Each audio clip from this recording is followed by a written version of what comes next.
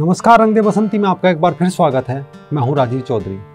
दोस्तों, क्या कभी आप लोगों ने ब्रिटानिया का बिस्किट खाया है? शायद बहुत लोग खाते होंगे। चलो अब अगला सवाल ये है, क्या कभी उस बिस्किट को खाते हुए आपकी धार्मिक भावनाएं आहत हुई? शायद नहीं, क्योंकि हम उस देश के लोग हैं जिनके धार्मिक मंचों से नाराए तकबीर भी गूंज जाए तो सीना ठोक कर बोलते हैं कि क्या फ़र्क पड़ता है, क्या जाता है, हम तो सभी धर्मों में विश्वास करने वाले लोग हैं। मतलब साफ है कि सिर्फ हम ही उस मिट्टी के लोग हैं जिन्हें हजारों साल लुट पीट कर भी कोई फर्क नहीं पड़ता, लेकिन पड़ने वालों को बहुत फर्क पड़ता है। अभी 2 दिन पहले तमिलनाडु में उस समय फर्क पड़ गया जब कन्याकुमारी से कुछ ही दूरी पर एक तिराहे पर भारत माता की मूर्ति देखकर ईसाई मिशनरियों ने शिकायत दर्ज करी कि भारत माता की मूर्ति उनकी धार्मिक भावनाओं को आहत करती है। विडंबना देखिए, तमिलनाडु की पुलिस भले ही किसी और चीज़ की रक्षा करने में चूक जाए, पर धार्मिक भावनाओं की रक्षा बड़ी मुस्तैदी से करती है। इसी कारण पुलिस ने तुरंत मूर्ति को कपड़े से लपेटकर ढक दिया और इसका विरोध करने वाले हिंदुओं को गिरफ्तार कर लिया। हम सब बड़े गर्व से कहते हैं कि 1947 में हमने हजारों साल से बेड़ियों में जकड़ी भारत माता को मुक्त करा था। अब भारत माता स्वतंत्र है, लेकिन आज 2020 में उसे बोरी में लपेट दिया गया, क्योंकि ब्रिटानिया माता के बेटों की भारत माता की मूर्ति से भावनाएं जो आहत होने लगी है। हमें लगता है धार्मिक भावनाएं भी उन्हीं की आहत होती होगी जिनके पास ये होती है, वरना हमारी धार्मिक भावनाएं तो धर्मनिरपेक्षता की भांग के नशे में इतनी बेशरम हो चुकी है, आहत क्या शर्मिंदा भी नहीं होती, क्योंकि हम तो ईसाइयों की धरती माता यानी रोमन साम्राज्य की कुलदेवी ब्रिटानिया के बिस्किट भी बड़े मज़े से चटकारे ले लेकर खाते हैं। ये भारत माता की मूर्ति से भावना आहत होने का आज पहला कोई मामला नहीं है। कोई कहता है हम भारत माता की जय नहीं बोलेंगे तो किसी को मूर्ति ही रास नहीं आई। केवल इतना भर नहीं है, बल्कि भारतीय धराधाम से जुड़े किसी भी त्योहार, उत्सव, महापुरुष से नफरत के पूरे कॉन्सेप्ट को इसे समझिए। कुछ समय पहले रक्षाबंधन पर मेहंदी लगाकर जब कुछ छात्राएं फतेहपुर के Saint Mary's convent missionary school पहुंची तो वहां के ईसाई प्रबंधन ने सभी हिंदू छात्राओं को सजा के तौर पर धूप में खड़ा कर दिया। बात इतने तक नहीं रुकी, बल्कि स्कूल की प्रिंसिपल सिस्टर सरिता ने मेहंदी उतरवाने के लिए छात्राओं के हाथ पत्थर से तब तक घिसवाए जब तक उनके हाथों से ब्लीडिंग नहीं होने लगी, और छात्राओं के हाथों में बंधी राखियों को भी काट कर फेंक दिया गया। आप गूगल पर सर्च करोगे, ये खबर आपकी धार्मिक भावनाएं जरूर आहत कर देगी। सोचिए, क्या इस भारत देश में किसी स्कूल में किसी ईसा मसीह का क्रॉस या चित्र पहने छात्र को अगर स्कूल से बाहर फेंक दिया जाए तो इसकी गूंज कहाँ तक जाएगी? शायद शाम तक वेटिकन सिटी से फोन आ जाए या सारे विश्व के पादरी अपनी धार्मिक भावना की गठरी लेकर सड़कों पर उतर जाए कि भारत में अल्पसंख्यक समुदाय के साथ क्या हो रहा है।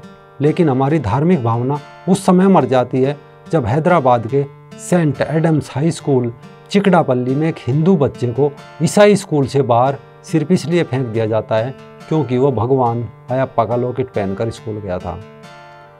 ये नफरत लॉकेट से नहीं थी। आप उस स्कूल में जीसस के लॉकेट पहनिए, कोई नहीं रोक टोक करेगा। नफरत आपके देवताओं से है। हमारे बच्चे जिंजल बेल गाते हैं, हम बड़े खुश होते हैं। उस समय हमारी धार्मिक भावनाएं धर्मनिरपेक्षता के ठेके पर बोतल लेने चली जाती है और उसके नशे में हम सर पर लाल कैप लगाकर सेंटा बन जाते हैं। लेकिन जब उनके बच्चे को स्कूल की प्रार्थना में अस्तोमा सदगमे गाना पड़ता है तो नया नया ईसाई बना विनायक शाह अपने बच्चे की धार्मिक भावनाओं की रक्षा के लिए सुप्रीम कोर्ट में खड़ा हो जाता है कि साहब, ये अस्तोमा सदगमे वाली प्रार्थना बंद कर दीजिए, क्योंकि इससे हमारी और हमारे बच्चे की धार्मिक भावनाएं आहत होती है। और जज साहब भी इसे लताड़ने के बजाय केंद्रीय विद्यालय में होने वाली इस प्रार्थना पर केंद्र सरकार को नोटिस जारी करके पूछते हैं कि क्यों ना इस प्रार्थना को बंद कर दिया जाए। बात यहीं तक नहीं रुकती। जब मध्य प्रदेश के खंडवा में सेंट पायस स्कूल में संस्कार बंसल नाम का एक 7वीं कक्षा का छात्र अपने जन्मदिन पर स्कूल में माथे पर तिलक लगाकर हाथ में कलावा बांधकर जाता है तो स्कूल के प्रिंसिपल की धार्मिक भावनाएं आहत हो जाती है और बच्चे को तब तक पीटा जाता है जब तक बच्चे का तिलक नहीं मिट जाता। डिस्क्रिप्शन में लिंक है, आप ये खबर पढ़ सकते हैं। सिर्फ इतना ही नहीं, देशभक्ति की इनकी भावनाएं अलग अलग तरह से कुलाचे मारती है। कुछ समय पहले श्रीलंका में हुए चर्च हमले के बाद हमारे देश के चर्च और मिशनरी स्कूलों में वहाँ के मृतकों की आत्मा की शांति के लिए प्रार्थना की गई थी। देखा जाए तो मानवता के लिहाज से इसमें कोई बुराई नहीं है, लेकिन बरेली के bishop Conrad child care school में श्रीलंका के चर्च में हुए आतंकी हमले के विभत्स दृश्य दिखाकर ईसाई समुदाय के अनुसार, उनके धार्मिक रीति रिवाजों के अनुसार शांति पाठ कराया गया। वहां उपस्थित एक बच्चे ने जब यह सवाल पूछा कि पुलवामा में शहीद हुए हमारे वीर जवानों के लिए आपने शांति पाठ क्यों नहीं किया था, तो बच्चे की पिटाई की जाती है। गूगल पर भी ये न्यूज़ आप आराम से पढ़ सकते हैं। ऐसे एक दो जगह नहीं बल्कि देश में अलग अलग हिस्सों में ये सब चल रहा है। कुछ समय पहले ही गुजरात की राजधानी गांधीनगर के सेक्टर 21 के एक मिशनरी स्कूल में रक्षाबंधन से अगले दिन जब हिंदू बच्चे राखी बांधकर स्कूल पहुंचे तो मिशनरी स्कूल की धार्मिक भावनाएं आहत हो गई और सभी बच्चों को लाइन में खड़ा करके ब्लेड से सभी बच्चों की राखी काटकर फेंक दी गई। सेक्युलर देश में धार्मिक भावनाएं आहत हो ये कोई एक दो मामले नहीं है। ईसाई मिशनरी स्कूल, कॉन्वेंट स्कूलों से इस तरह की खबरें लगभग रोज आती है जिनमें भारतीय मीडिया बड़ी खामोशी से खबर दबा देती है। हिंदू बच्चों पर तरह तरह के अत्याचार होते हैं।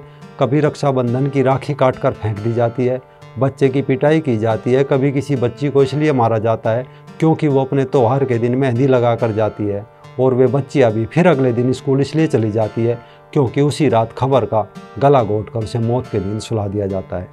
अब किस्सा समझिए, ये सब क्यों हो रहा है। चौराहे पर भारत माता की मूर्ति से भावनाएं आहत क्यों होती है। राखी, कलावा और मेहंदी से स्कूल में बच्चों को क्यों मारा जाता है। ये सब आज से नहीं हो रहा है। जीसस का लॉकेट पहनने वाले बच्चे को ज़्यादा अंक दिए जाते हैं। हिंदू भगवान के लॉकेट पहनने वाले को मारा पीटा जाता है ताकि वो बचपन से अपने आराध्य देवी देवताओं से नफरत करने लगे। जिस बच्चे के गले में जीसस का लॉकेट होता है वो शान से अन्य बच्चों को बताता है कि मेरी रक्षा जीसस करता है, और वह बहुत बच्चा भी मान लेता है क्योंकि उसे नहीं पता होता कि जीसस सूली पर चढ़ते वक्त अपनी ही रक्षा नहीं कर पाया था, वह किसी की रक्षा क्या करेगा, और ईसाई मिशनरी के धर्मांतरण का शिकार हो जाता है। अब समझना होगा कि आज जिन लोगों की भावनाएं भारत माता की मूर्ति देखकर आहत हो गई, सोचिए आपके मंदिर, आपके धर्मस्थल, आपके त्योहार उत्सव देखकर वो अपने अंदर का जहर किस प्रकार पी रहे होंगे। अभी उनका वश नहीं है। अभी वो भारत में जीसस की विशाल प्रतिमा और माता मरियम के मंदिर बना रहे हैं। जिस दिन उनका काम पूरा हो जाएगा उस दिन वो खुलकर अपना विश्वमन शुरू करेंगे, तब हम चुप रहेंगे क्योंकि हमारी धार्मिक भावनाएं कभी आहत नहीं होती, बस ट्रांसफ़र हो जाती है। आज भारत माता की मूर्ति से जिनकी धार्मिक भावनाएं आहत हुई उनके लिए हम सिर्फ इतना कहना चाहते हैं कि भारत माता का मतलब सिर्फ एक मूर्ति नहीं है, बल्कि वो हमारे करोड़ों वर्ष का इतिहास है।